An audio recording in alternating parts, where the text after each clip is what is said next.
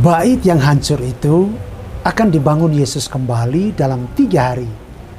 Dan bangunan yang baru itu akan menjalankan peran dari yang terurapi, yang tidak menyekap yang ilahi dan memagari ruang geraknya.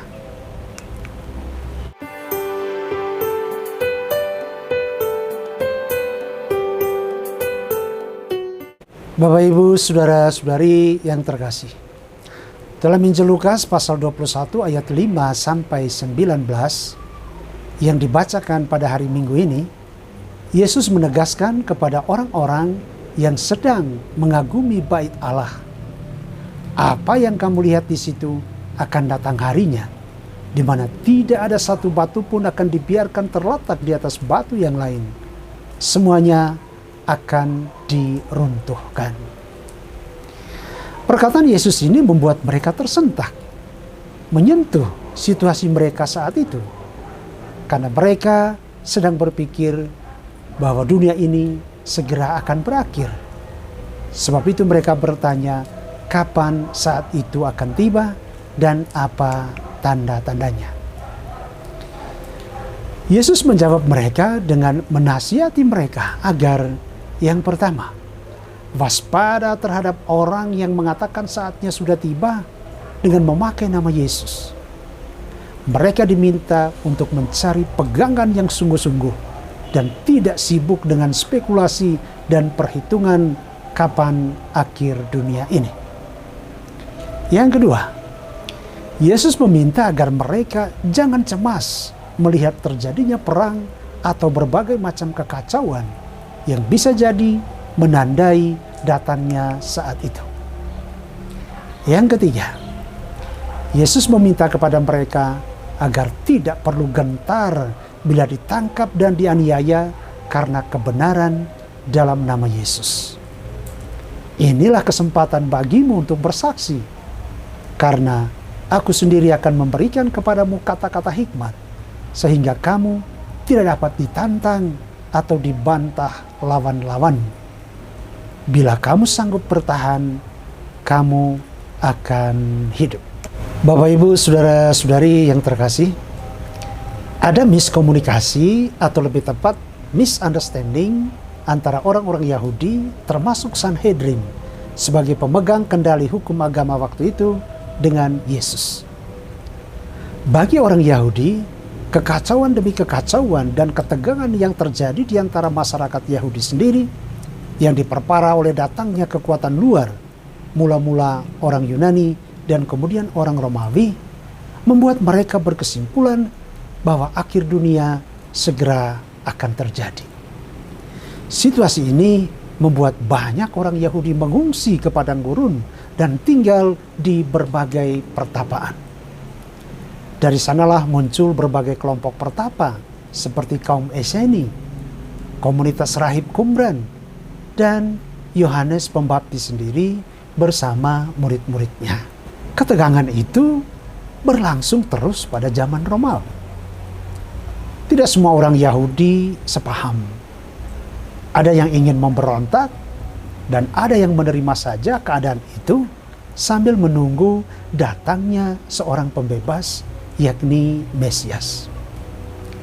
Yesus dan murid-muridnya ada di dalam keadaan seperti itu, tetapi mereka tetap berada di lapangan bersama orang-orang yang tetap mau bertahan, tidak mengungsi ke padang gurun, tidak lari dari kenyataan.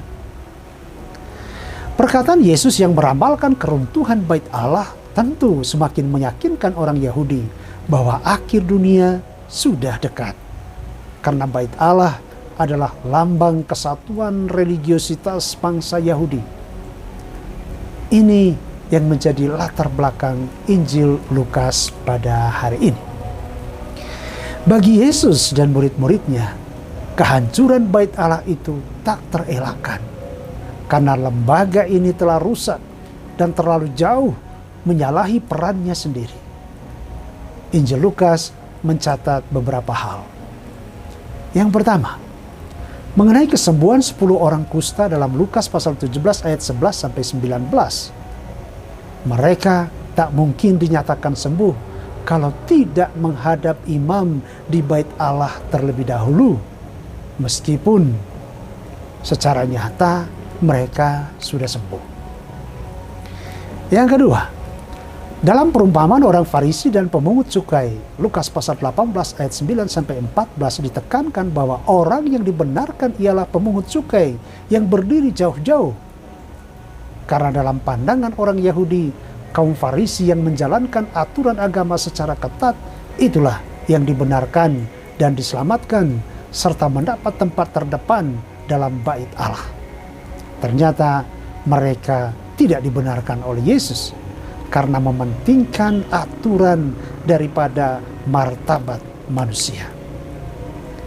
Yang ketiga, dalam perumpamaan tentang orang yang hampir mati dirampok di perjalanan, diceritakan ada imam dan seorang Lewi lewat dan melihat orang tadi tanpa memberi pertolongan.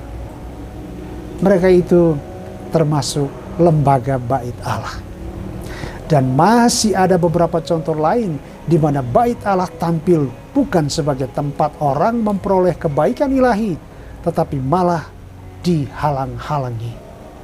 Karena itu, keberadaannya tak lagi berarti, akan hancur. Bagi Yesus dan mereka yang memandang semuanya ini dengan alam pikiran mengenai datangnya akhir zaman tadi, lembaga keagamaan tadi memang sudah lapuk dari dalam. Tinggal tunggu runtuhnya.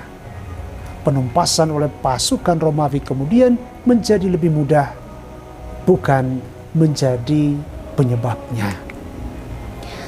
Saudara-saudari yang terkasih, warta Injil hari ini bagi orang-orang yang hidup pada zaman itu dan juga bagi kita yang hidup pada zaman ini sederhana tetapi memberi ketenangan.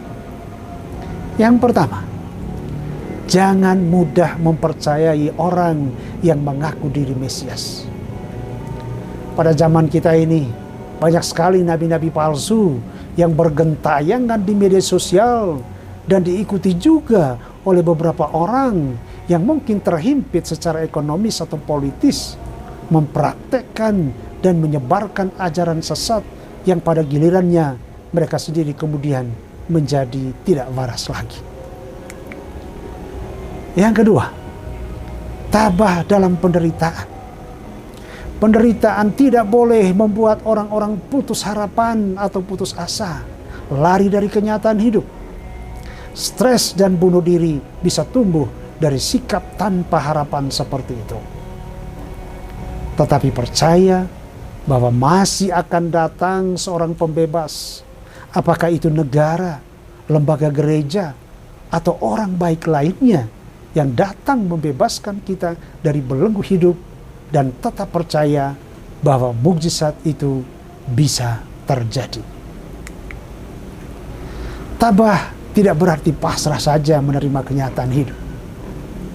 Ingat pepatah yang mengatakan, Tuhan memberi makan kepada setiap burung yang berterbangan, tetapi tidak menaruh makanan dalam sarang mereka. Rahmat Tuhan harus bekerja sama dengan usaha kita untuk menggapainya. Tabah berarti bijaksana. Inilah maksud kata-kata Yesus juga dalam Injil Lukas pasal 21 ayat 15. Aku sendiri akan memberikan kepadamu kata-kata hikmat. Tabah membuat kita terbuka bagi curahan rahmat Tuhan dalam hidup kita. Alkitab berkata, Tuhan tidak akan mencobai kita melebihi kekuatan kita. Dan kalaupun kita dicobai, Tuhan akan memberi kekuatan kepada kita untuk dapat menanggungnya. Dan kita harus percaya itu. Yang ketiga, sulit mempercayai warta orang yang tidak memiliki integritas. Karena itu, sebagai pemimpin, apakah itu lembaga negara atau lembaga agama termasuk gereja dan juga pemimpin lainnya, haruslah memiliki integritas pribadi. Harus menjadi gembala yang baik, yang tidak mencari keamanan pribadi, tidak mencari keselamatan atau keuntungan pribadi, tetapi memperhatikan keselamatan dan kebahagiaan domba-domba gembalaannya. Saudara-saudari yang terkasih, bait yang hancur itu akan dibangun Yesus kembali dalam 3 hari melalui sengsara, wafat, dan kebangkitannya. Dan bangunan yang baru itu akan menjalankan peran dari yang terurapi, yang sesungguhnya, yang tidak menyekap yang ilahi dan memagari ruang geraknya, tetapi bisa menghadirkannya di tengah-tengah manusia untuk menyelamatkan dan membahagiakannya. Selamat hari Minggu. Tuhan Yesus memberkati kita sekalian. Amin.